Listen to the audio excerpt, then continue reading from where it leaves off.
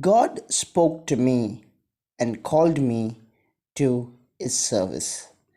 These were the words written in a diary of Florence Nightingale. Florence Nightingale and her sister Parthenope used to have good time going around places. But Florence Nightingale was always sad to see the poor people suffering around her. She used to feed them, give them fruits and eatables, and sometimes even sweep their places. Well, friends, Florence Nightingale came from a rich family, and to do this work was below a reply.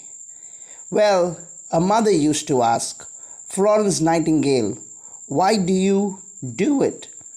Well, she said, I feel happy in helping someone. Well, friends, it was during the 1844, where in England nursing was considered as an ugly work.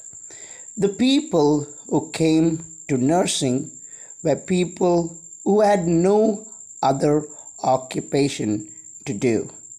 Well, Florence Nightingale stepped into it and made a big difference in it. Yes, friends, do we feel happy on doing certain things and not do it? Well, we should be, because life is just once lived, and we should take a pleasure in doing what gives inner joy and peace.